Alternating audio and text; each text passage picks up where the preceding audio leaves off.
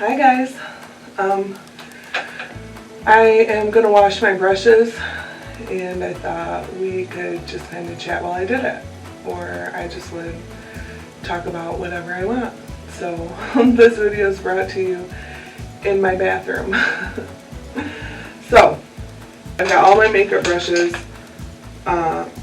You can see the water's cloudy. I use hand lotion to get the makeup off of my brushes, and then I wash them with like a soap. I have always heard you need to wash your makeup brushes with something that is safe for your face, something that you would wash your face with. Today I just put some shampoo mixed with some water. So that's what I'm washing my brushes with. Also, I have this little scrubby from shopmissa.com. Hey, you gonna hang out with me? So this was from shopmissa.com for $1. You can get them a lot of different places. This is Katniss. We also call her Shushy. You super girl. We call her Super Shush, because she's super shushy. She's very lovey until she isn't. Yeah, gotcha. I actually started using hand lotion as a eye makeup remover a really long time ago, like when I was like in high school. Because I never would invest in like regular makeup remover and stuff, not very often anyway. So I just would throw some hand lotion on my face like as I was getting into the shower, because I wouldn't just wash my makeup off before I went to bed. Ew, who does that? I do that now. But when I was a teenager, I didn't give a care about such things. But Katniss. Hand lotion really is good at stripping away the oils and stuff that are in makeup. I feel like it does a really nice job without, I mean, it's real gentle, so it's not destroying anything. I do rinse it real well before I stick it in the soapy water. I'm washing Callie's brushes too, because the girls played makeup this weekend at their sleepover, and then Harper was using them for her. I let Harper, Katniss, oh my stars. I let Harper make a 3-year-old birthday video, just kind of as a gift to her parents, and also for her to be able to look back on. Katniss, what in the actual world? She's purring so loud. Anyways, so Harper played with the girl with the brushes that I have here for Callie, and so between the big girls having their sleepover and and Harper using Callie's brushes, they just really needed it. Mine had been washed a little more recently, but I need to get better about washing them more frequently, like every other time I use them maybe. If I'm using them just like blush, I always use the same blushes. I don't ever really put makeup on a dirty face, and so I'm not super concerned about myself as far as like germs. So Harper's birthday was a little emotional for me because she will go to school when the next school year begins. She's going to get her foot in the door at a daycare / preschool kind of a situation. And that was hard for me because she's the youngest one at her house, and I've had her since she was like 6 weeks old. And so when she's done just staying home and being a toddler and she gets to go to school, that means that I'm basically done with their household. And And that is sad. I'm going to miss her because I've had her, all the time. Well, not all the time. I've had her consistently, several days a week since she was born. So I'm really going to be missing her.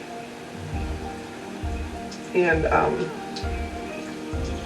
so it's been emotional, and I really was kind of feeling weepy that day. And I realized that if I say things out loud to someone, then I usually feel better. And so luckily my husband was around.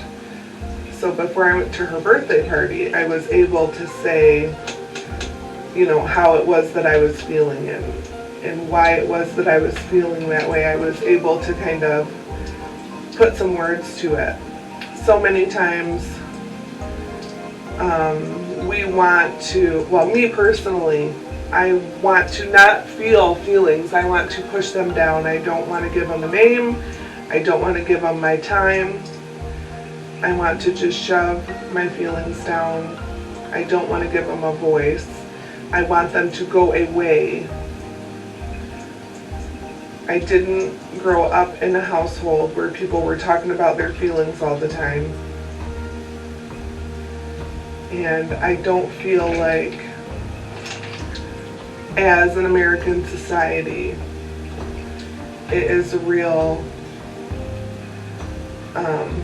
accepted or made a priority until recently. Mental health has become, more at the forefront of things, but I don't feel like it's been made a priority for children to learn how to put a name to their feeling or to talk those things out. And we see it over and over. Kids making permanent kind of choices about their life or things in their life or their feelings or whatever. They make these choices that are permanent based on temporary situations. And we really need to, as individuals or within our own household, to make it normal and acceptable for people to be able to speak their feelings in a place that is not necessarily asking for anyone to fix it, because a lot of times you just need to be able to say what it is that you're feeling, and you don't need anybody to fix it. You just need somebody to say, that sucks, or I'm sorry you feel that way.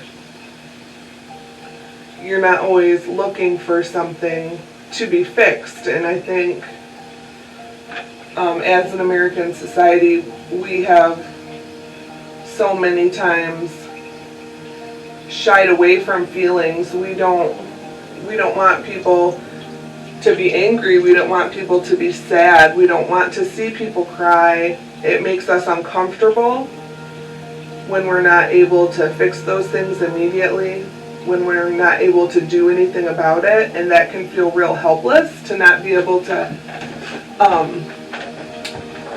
do anything about people's feelings. And so because we don't have an answer to that, because we can't do anything about it, we shy away from those situations where feelings are present. And something I've learned as an adult is I can't do that, because for me personally, it causes anxiety, it causes depression. When I'm not saying my feelings out loud, it makes me really grumpy. And there hasn't always been a space within my immediate circle, whether it be my husband or the people that I work with or whatever. Over the course of my lifetime, I haven't known always a safe place to go with my feelings, with my heart. And so what that has created is really poor habits for mental health. We really need to work on creating a space within our homes where the people around us understand that sometimes feelings just need to be talked about a little bit so we can process them out loud, and that doesn't mean that we're asking the other person to fix them or do anything about them, but sometimes it's just helpful for the people around us to understand that feelings are happening. And we need to check in with one another when stuff is going on. Maybe outside of the ordinary. We need to have an openness where we can check in with one another and say, hey, how are you feeling about this, particular thing that's going on? How is it affecting you? Or is it affecting you? Sometimes stuff happens and it doesn't necessarily, cause us a lot of feelings. Sometimes we're able to just kind of move forward within that thing. We don't always have a real big reaction to everything that changes in our life, but I feel like it's really important for us to have a space to be open. I am real fortunate that my husband has kind of grown into a place that is understanding, where I'm not always looking for somebody to fix my feelings. Sometimes I just need to be able to say them out loud.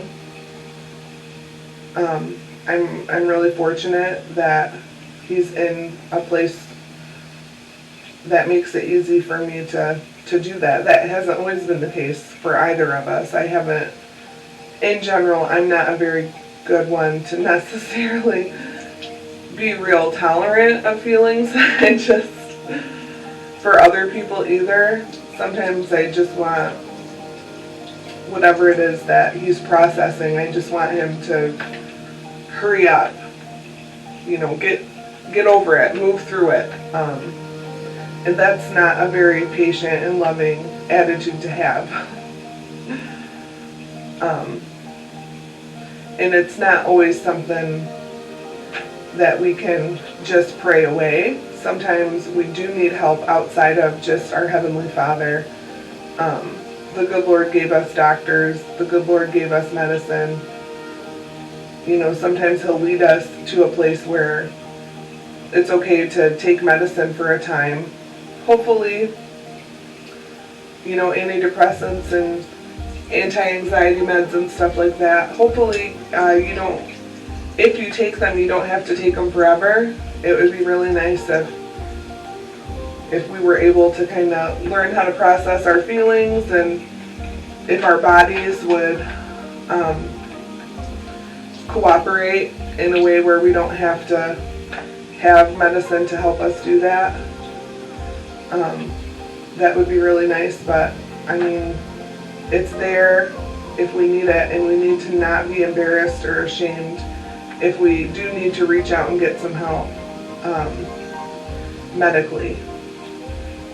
Because there's no shame in being, on antidepressants or anti-anxiety meds or anything like that can help us just kind of function and cope like a regular person.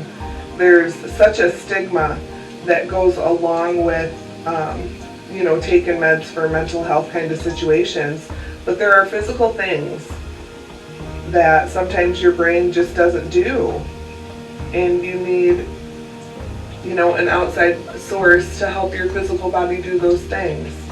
And it's not any different than somebody like with a heart condition or anything like that. It's just a physical thing, and you need some help for your body to properly function. And I hate that there's such a stigma along with it. It's so stupid. I'm on Zoloft and I love it because it helps me to cope and act like a regular person. And I felt like I was living in like my body was a jail. Like my brain just couldn't process like stress and stuff like that, and I was a monster, and I was crying all the time, and it was terrible, and I hated it. And that's not a fun person to be. That's not a fun person to be around. And the Lord can walk you through that stuff too. And prayer and faith is so important. I mean, I'm a pastor's wife, for Pete's sake. Of course, I understand that the Lord can walk us through things, absolutely. But sometimes it's okay to reach out if you're not able to cope with those things with only the help of the Lord. Sometimes you need a little bit of extra help, and that needs to be okay. Because we're walking around then, if we're denying that there is something physical happening in our brain, and that there is a need for something outside of that, outside of what we can kind of pray through, then we're denying, you're denying yourself a life that could be easier, not only on you, but on everybody else around you. You're denying yourself normal function when we choose to just ignore the fact that sometimes we do need medicine. And obviously it's a choice everybody has to make for themselves, but I was really glad when I reached out to my doctor and she said, let's try this.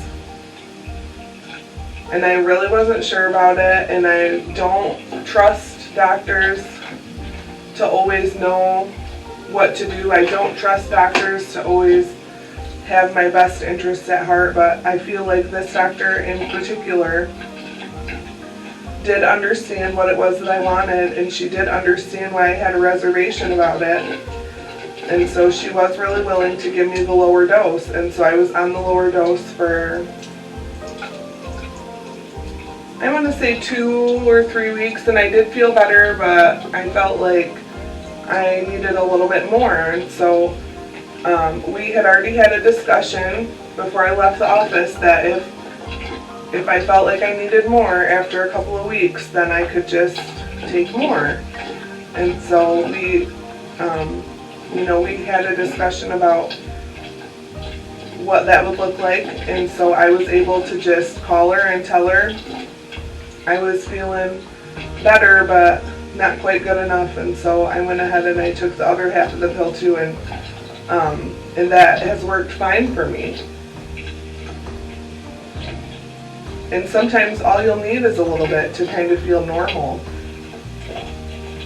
And I'm not saying that we shouldn't ever feel anything ever, but if you're just crying every day and you can't seem to cope with normal stresses of life, then you need to not be embarrassed to talk to your doctor. You need to not be ashamed that, sometimes your body needs a little something else. Because when we deny those things, then we end up with kids that don't understand how to process their feelings. But the more open we are with our kids about the way that we feel about things and the way that feelings can be processed, and the more open we make it for them to have feelings and for them to process their feelings, the more normal we make it, the easier their life will be as they get older. I just really have been thinking so much about mental health and what it means to what it means to walk through some things. It is really important, to include the Lord in your journey with mental health. It's really important. I know for me personally, sometimes all I need to do is get alone and pray and spend some time in worship by myself with nobody else around. And sometimes It's not easy to find that kind of a dynamic to get alone. Sometimes it's not easy, but if you ask the Lord to help you find opportunities, He will. But sometimes all we need is just to just kind of pray and cry and worship a little bit, because crying is such a good release. It is such a good release. It's, it's biologically built into us when we feel overwhelmed to cry, because that crying is a physical release. And sometimes our feelings are bigger than what we physically can bear. And so to have that physical release is how we are built to deal with things.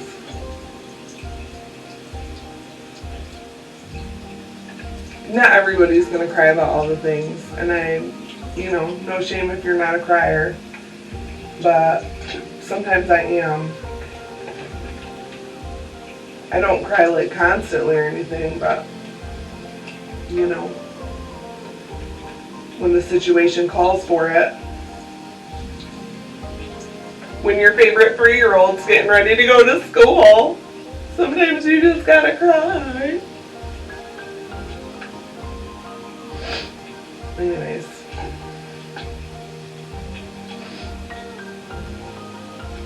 I don't know.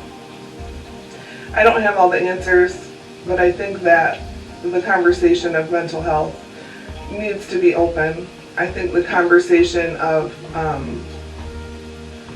if you're able to handle your feelings or stress or whatever, if you're able to handle those things on your own, or if you need some medication to help you kind of feel more normal, there needs to be open conversation about it, and we need to not be afraid to advocate for ourselves. And I really have spent a lot of time being afraid to advocate for myself, and it doesn't do me any good to be afraid to get what I need, as far as being open about being overwhelmed or whatever.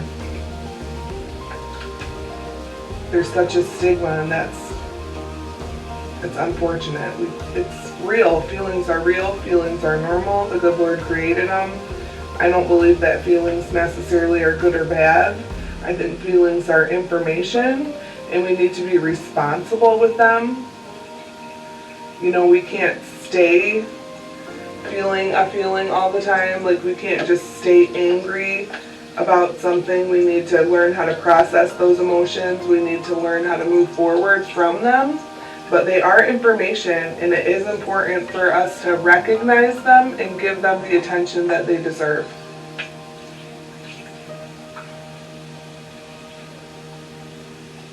Because if we don't, then we're doing ourselves and the people around us a grave disservice. I need to wash this one. Okay, enough of the heavy. So my birthday's coming up, and so is my husband Bob's. But my husband will be 46, and I will be 39. And he always tries to say that he's younger. He said, "Yep, I'm going to be 45. And I said, "No, you will not. You will be 46. I never have really minded my age. Some people really dread it and cry about it and have a really hard time, and I never have really struggled with my age so much.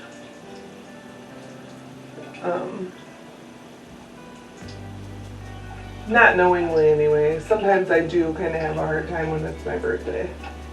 But it's not like I'm crying for weeks and weeks ahead of time. I don't necessarily realize that I'm having a hard time until it's here, and then I am a little emotional or whatever. Which I feel like is pretty normal.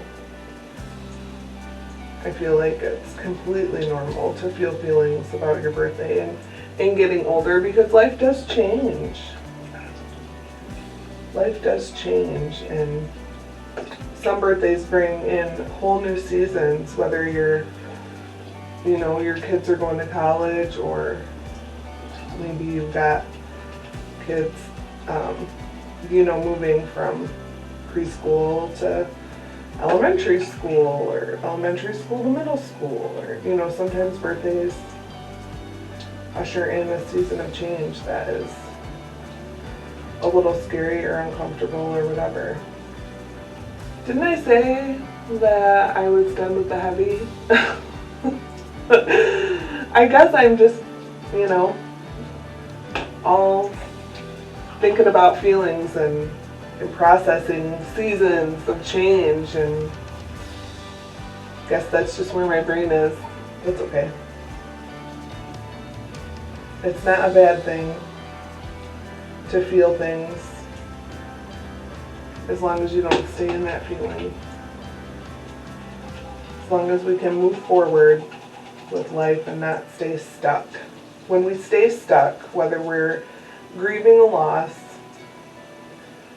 or a disappointment or whatever, when we stay stuck, when we stay angry, when we stay, whatever it is, irritated, however you want to put it, whatever word you want to use there, if you stay there, and you're not making any effort to move on from it, that's really not healthy, and I don't feel like it's normal.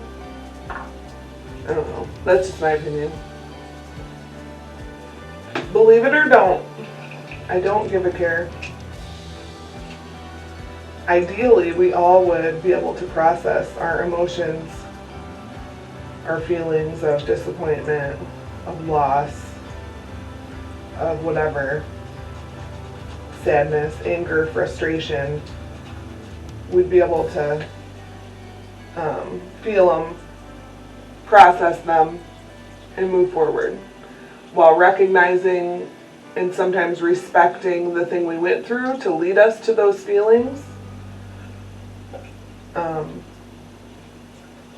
We need to honor ourselves by recognizing, yes, I felt this way about this thing that happened, but I don't feel like we need to live in that thing.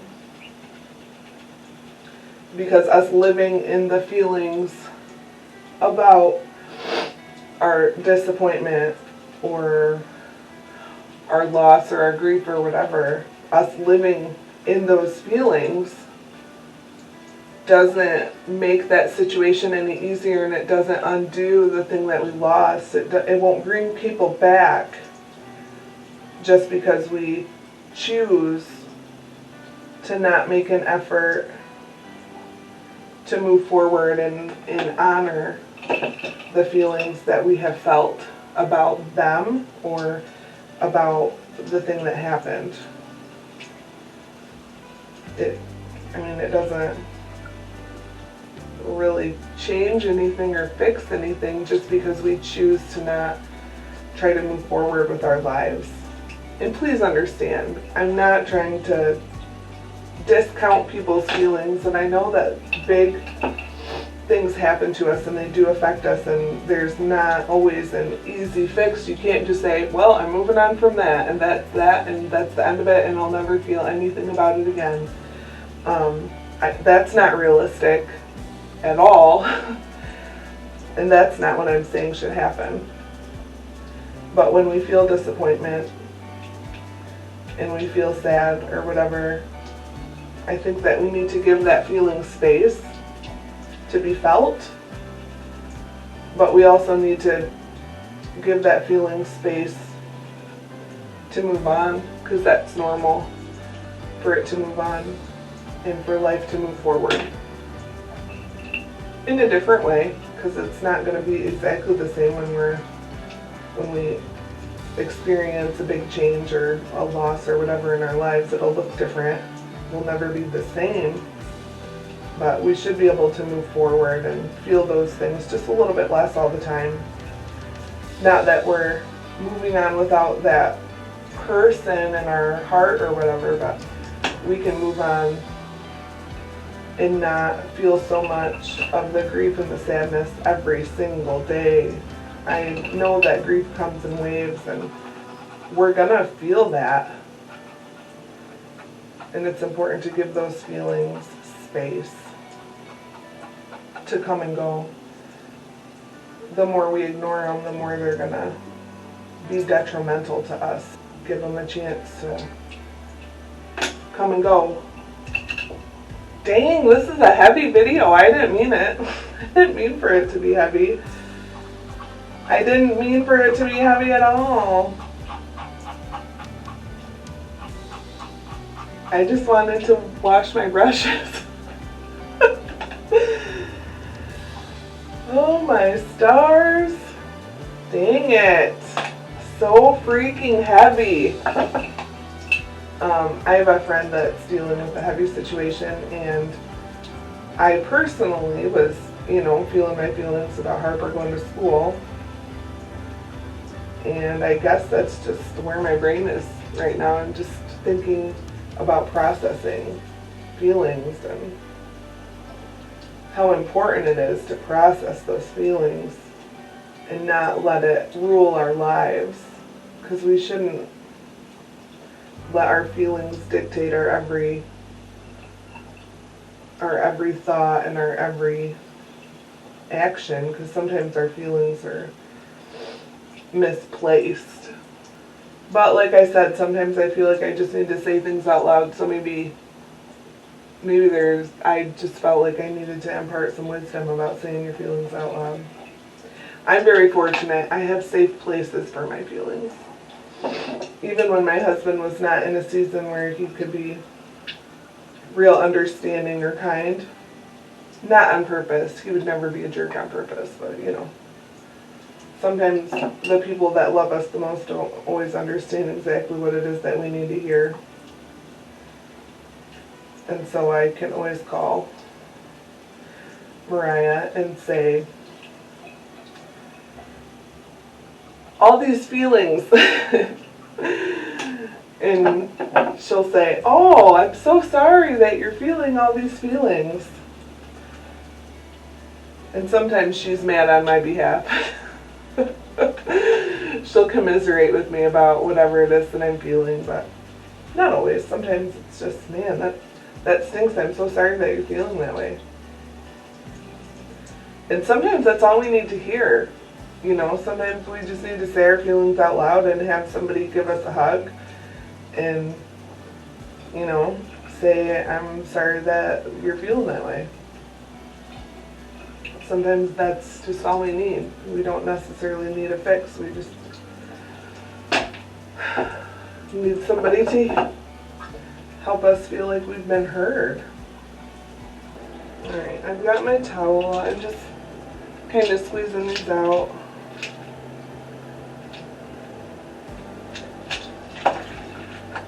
I don't have a nice countertop in my bathroom.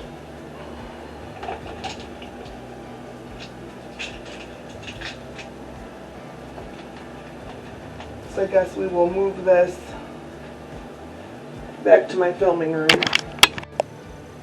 Alright, so I'm back in my filming room / guest room, and I've got all of my brushes. So I'm just squeezing these out, and then I'm just gonna, I have a couple of cups. I've got a basket with mugs and stuff in it, and that way my brushes can all be upright.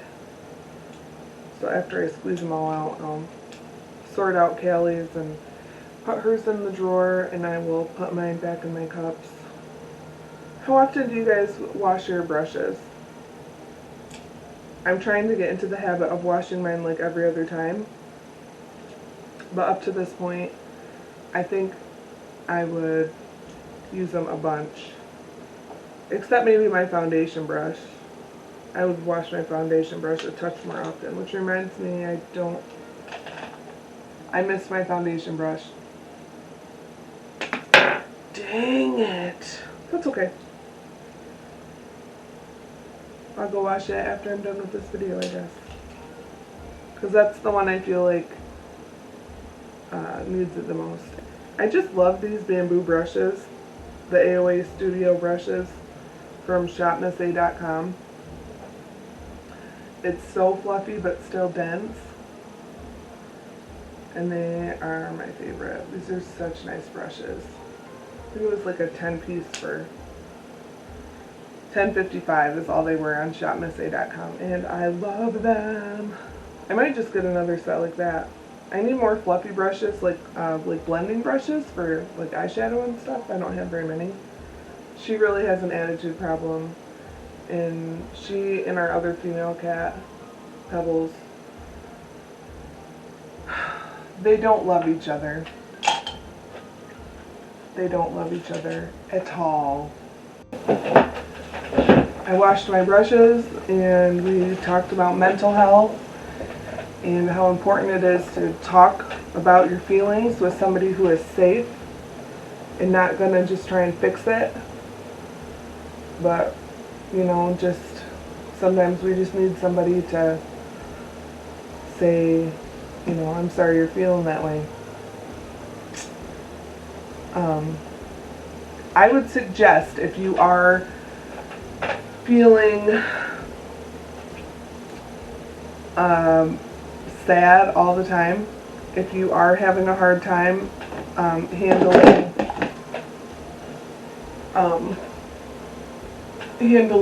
stress, and you feel anxious, you feel grumpy, you feel overwhelmed, and you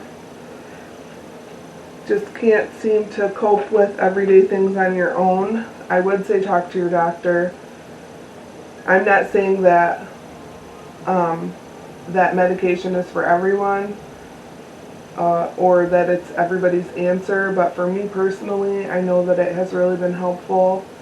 Obviously, spending time in prayer and having a relationship with Jesus Christ really is an asset to mental health, for sure. But sometimes we need some earthly help as well. So please don't be afraid, you know, to reach out to someone who's close to you. Don't be afraid to talk to your doctor if you're feeling overwhelmed. If you don't feel heard by your personal doctor, maybe get a different one that'll listen to you. Because we shouldn't have to just feel terrible all the time. We shouldn't have to feel overwhelmed. We shouldn't have to... What do you think, Katniss? Tell the people, how do you feel about mental health? She's purring. She feels real good about mental health and talking out loud about her feelings. She feels real good about it. Don't you?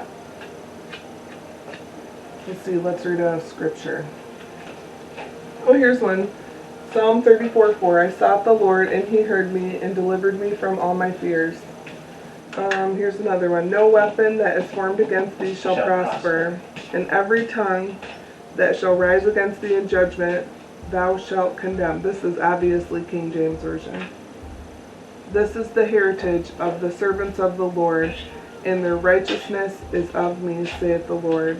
Isaiah 54:17. Oh, here's a good one. Hebrews 4:16. Let us therefore come boldly unto the throne of grace, that we may obtain mercy and find the grace to help in time of need. So that's a real good one. We do be needing some help. I wish you could see the silly thing my husband's doing right now. He's so silly. Anyways, so here's a super heavy video while I wash makeup brushes. My intention was not for it to be so incredibly heavy, but I guess that's what's been on my mind and in my heart, because that's what came out of my mouth. So, yeah. Jesus loves you, and be blessed.